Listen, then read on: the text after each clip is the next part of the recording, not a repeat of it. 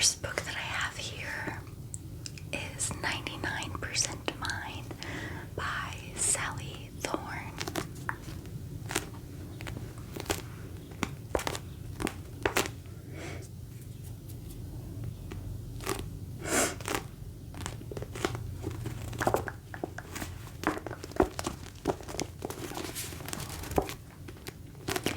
This book is about Darcy, her twin brother Jamie, and their childhood best friend Tom.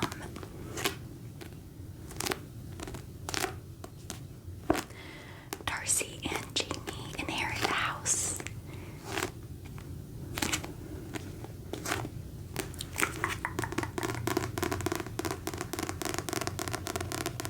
And they need to fix it up to resell it. And Tom is the contractor.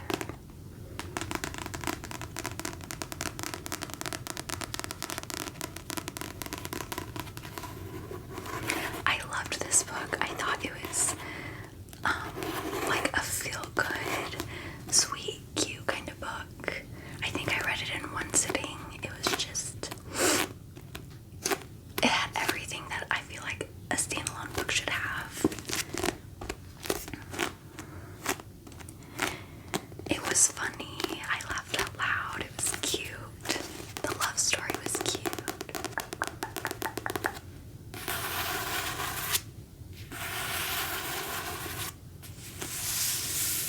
I will go ahead and read the back of this book. Darcy Barrett has undertaken a global survey of men.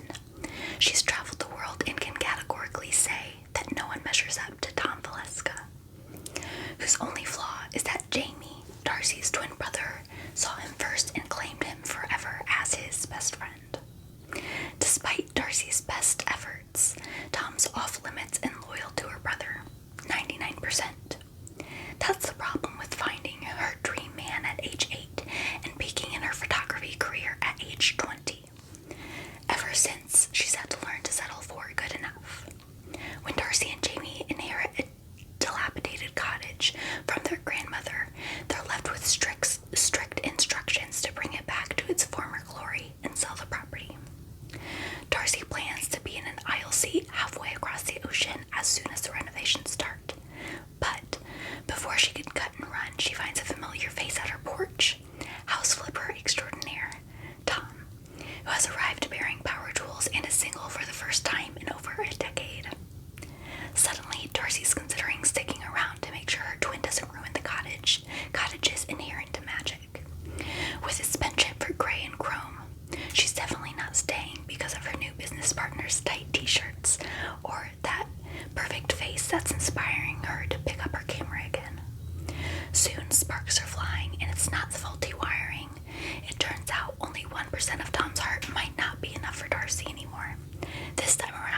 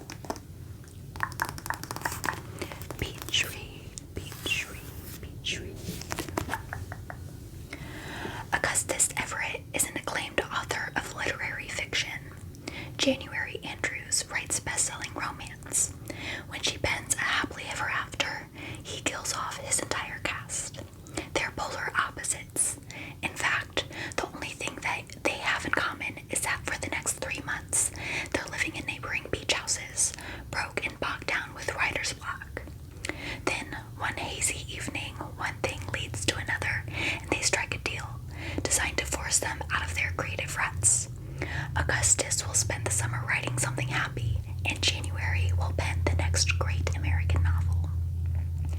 She'll take him on field trips worthy of a rom-com montage, and he'll take her to interview surviving members of a backwoods death cult.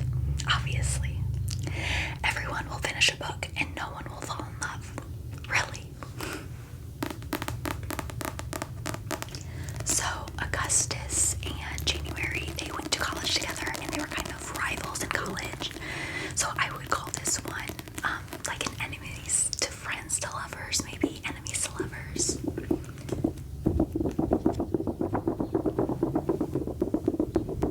And January experiences like this tragic life event, and I don't want to spoil anything, so I'm not gonna say, but it changes her entire outlook on life.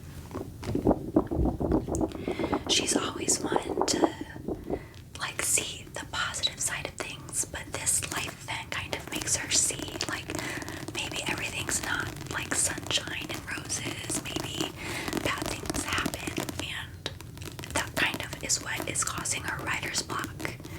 And they both with these little date nights and stuff to kind of ease each other into writing a different type of story, they kind of help each other through some of those events that happen in their life. It's so cute. Laugh out loud funny. I loved this book. Beach read, beach read, beach read.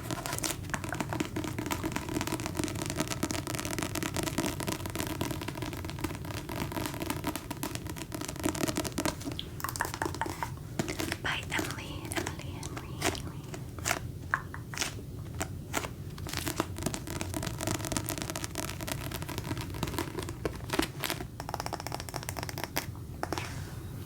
Okay, let's move on to the next book. And that is Hate Notes. Hate Notes. Hate Notes. Hate Notes. I did use this book, I think it was my first ever video.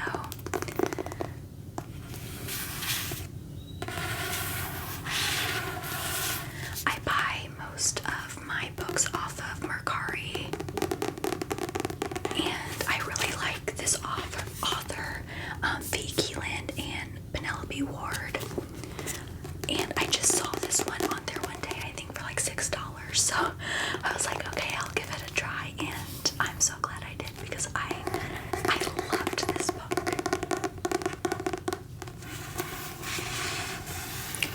Hate Notes.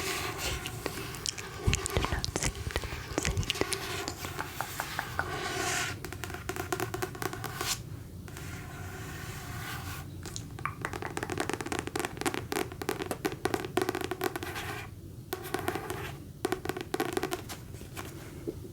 And if you want to know what the back of this book says, go ahead and just check out my first video. I don't want it to be too repetitive for people who've already seen that one.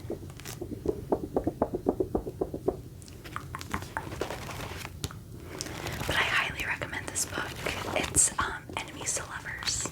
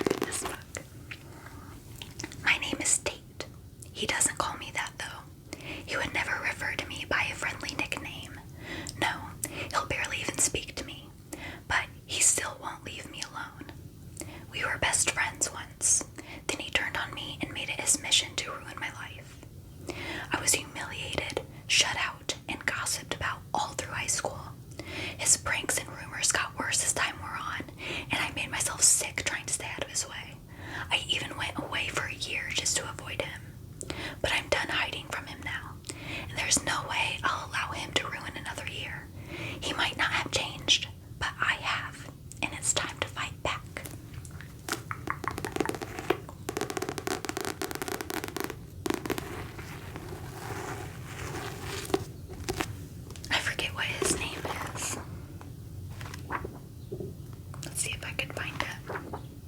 Oh, I think it might be Jared. I don't know why that doesn't ring a bell, but yeah. I think it's Jared.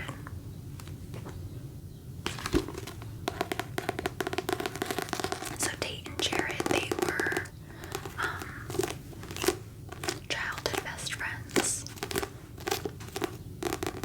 She has no idea why Jared completely flips on her.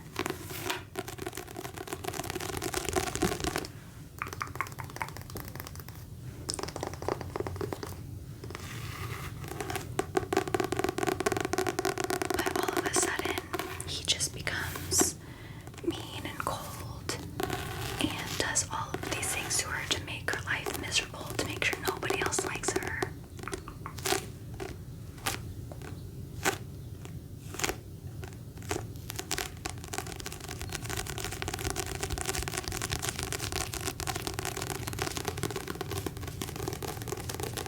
And my favorite kind of line from this book is, like, every time something happens and she feels like the need to retaliate against him, there's a line in the book that says, "This is how bullies are made."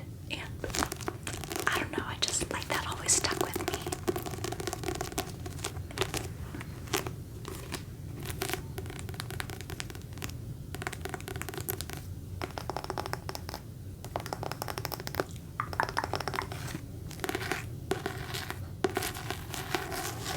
Bully, bully, bully, bully, bully. Bully, bully, bully, bully, bully. Penelope, Penelope, Penelope, Douglas, Douglas.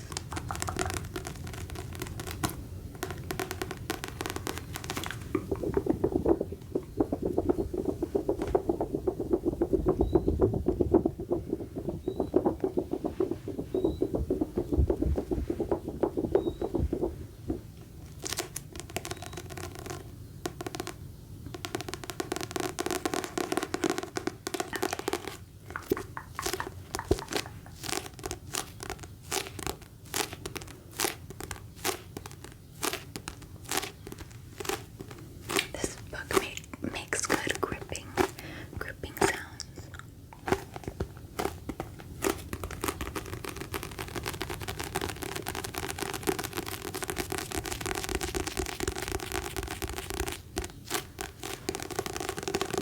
Let's move on to a Colleen Hoover book. Confess, confess, confess.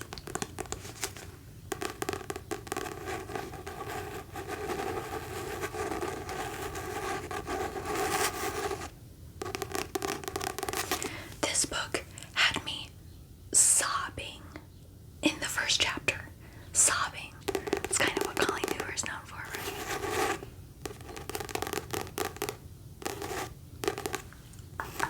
Confess, confess, confess.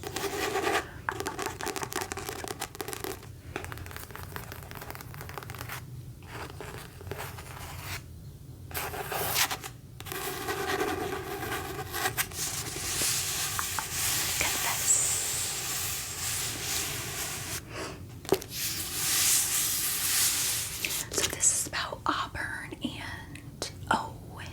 Yeah, Owen. Auburn and Owen.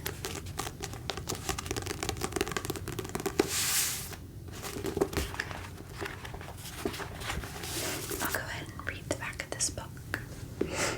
Auburn Reed has lost everything important to her. In her fight to rebuild her shattered life, she has her goals in sight, and there's no room for mistakes. But when she walks into a Dallas art studio in search of a job, she doesn't expect to find a deep attraction to the artist who works there, Owen Gentry. For once, Auburn takes a chance and puts her heart in control, only to discover that Owen is keeping a major secret from coming out. The magnitude of his past threatens to destroy everything Auburn loves most, and the only way to get her life back on track is to cut Owen out of it. To save the relationship, all Owen needs to do is confess. But in this case, the confession could be much more destructive than the actual sin. In her magnificent and exceptional style, Colleen Hoover delivers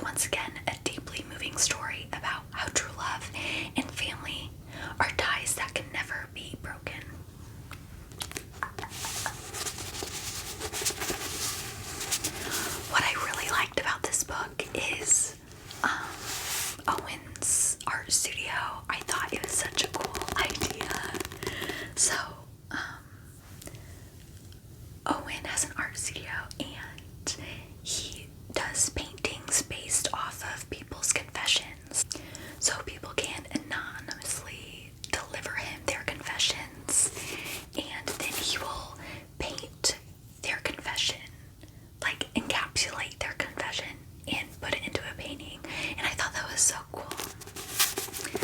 I'll go ahead and read one confession. Let's see. Maybe.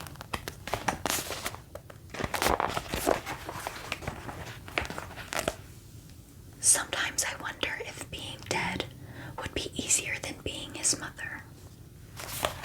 So some of these confessions are deep.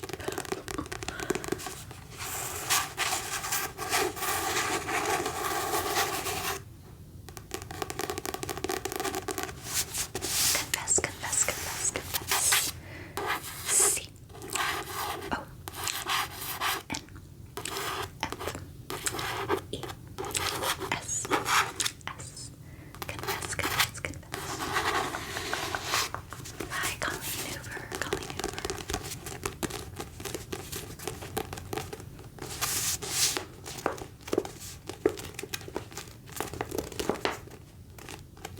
I've only read 3 books from Colleen Hoover so far, and I think November 9's been my favorite.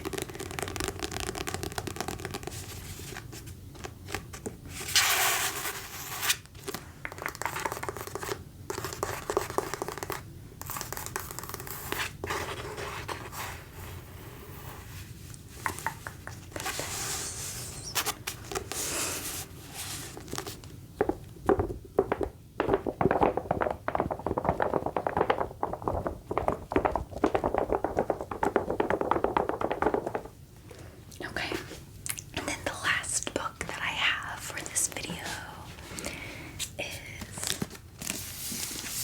The Ballad of Songbirds and Snakes.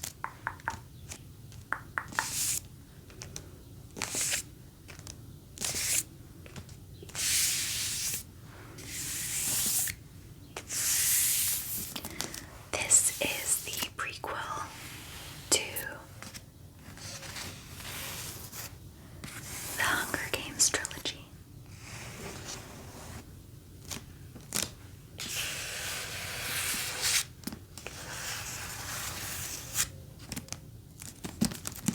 And I would suggest, if you haven't already read the Hunger Games, I would suggest reading the trilogy before this one. There's a lot.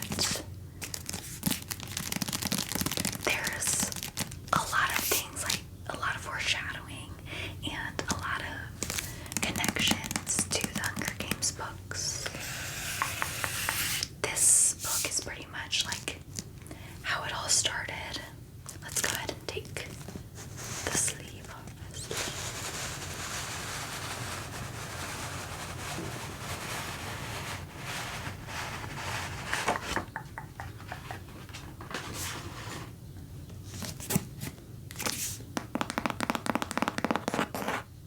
And this book is, the main character is President Snow.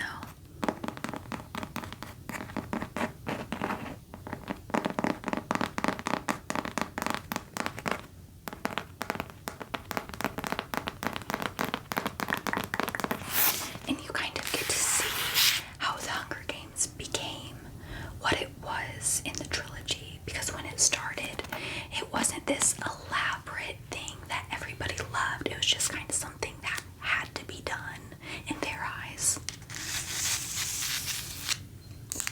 And then you see the role that President Snow had in making all of that happen.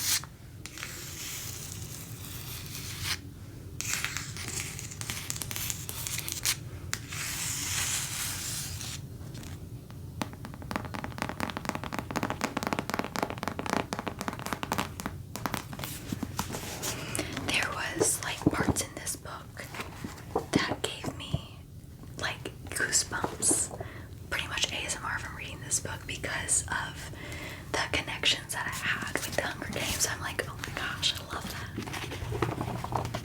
I really loved this book.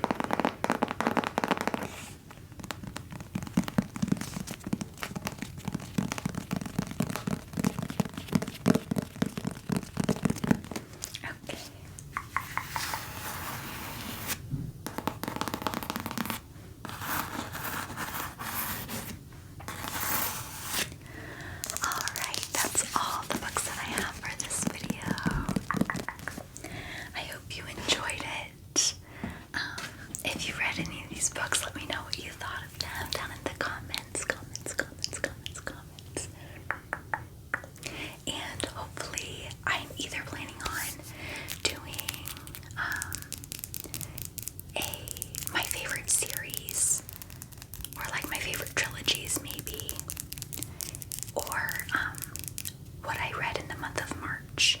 I know a lot of you have been wanting me to make that kind of a series like what I read this month, and I am planning on doing that. Sorry I didn't get February's out. But hopefully I can start doing that from now on. But let me know if you have any other book ideas that you'd like to see, and I will do my best to make that happen for you. Thank you so much, so much for watching, and I will see